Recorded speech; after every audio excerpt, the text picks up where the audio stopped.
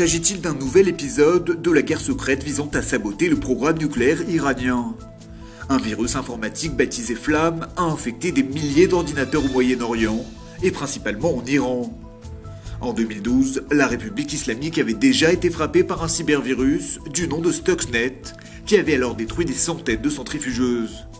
Israël est de nouveau pointé du doigt, d'autant plus que Flamme est un super espion informatique, un programme qui se propage d'ordinateur en ordinateur et qui serait capable de collecter toutes les informations à sa portée, documents, courriers électroniques, mots de passe et même conversations téléphoniques. Téhéran a reconnu avoir été lourdement touché par ce nouveau virus. Côté israélien, pas de réaction officielle, si ce n'est ce commentaire du vice-premier ministre Bougie Ayalon. Il a qualifié de raisonnables les attaques informatiques visant à enrayer le programme nucléaire iranien. Engagée dans une lutte à mort contre le régime de Bachar el-Assad, l'opposition syrienne tente de rassurer Israël. Dans une interview au quotidien Haaretz, un haut responsable des rebelles syriens adresse plusieurs messages positifs à l'État hébreu. Le premier concerne l'arsenal de missiles chimiques aux mains de la dictature alaouite. Il sera sécurisé dès que le régime tombera sur ce chef de l'opposition, parlant sous couvert de l'anonymat. Ces derniers mois, l'état-major israélien a maintes fois exprimé la crainte que ces armes sophistiquées ne soient transférées au Hezbollah libanais. Nous nous préparons au chaos qui succédera à la chute du clan Assad, prévient cependant l'opposant syrien. Une nouvelle constitution, des élections et le retour à la stabilité en Syrie constitueront les trois priorités de l'opposition syrienne. Une opposition qui assure ne pas être hostile au dialogue avec Israël. C'est une nouvelle tentative de kidnapping que viennent de déjouer les services de sécurité israéliens du Shabak. Une cellule composée de détenus palestiniens prévoyait d'enlever un citoyen israélien pour pouvoir négocier ensuite leur libération. Révélée ce mardi, cette information intervient quelques semaines après qu'un accord ait mis un terme à la grève de la faim entamée par des prisonniers palestiniens.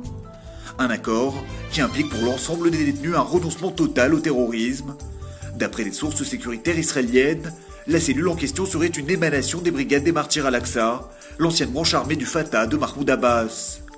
Responsable ces dernières années de plusieurs tirs de roquettes sur Israël depuis la bande de Gaza, cette organisation serait actuellement financée par le Hamas. En Israël, et tout particulièrement à Tel Aviv, la bulle immobilière serait-elle en train d'éclater? Oui, répond le magazine américain spécialisé Global Property Guide.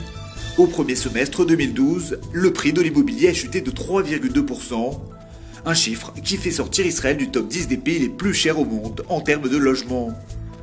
Dès à présent, Israël se situe au 27e rang mondial des pays où l'immobilier coûte le plus cher.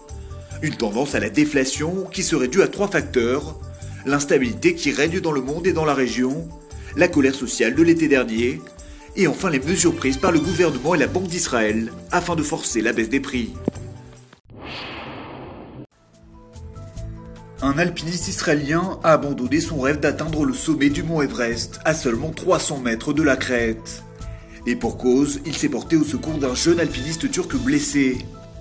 À seulement 24 ans, Nadav Ben Yehuda serait devenu le plus jeune Israélien à réussir l'exploit d'atteindre le sommet de l'Everest, mais il a interrompu son ascension pour aider le grimpeur blessé. Les deux alpinistes ont ensuite été évacués par hélicoptère vers Katmandou. Dans le contexte de tensions diplomatiques et militaires avec la Turquie, l'affaire a pris une dimension politique en Israël. Le président de l'État Shimon Peres a tout simplement décidé d'attribuer la médaille de la bravoure au jeune alpiniste israélien, plutôt gêné de cette récompense.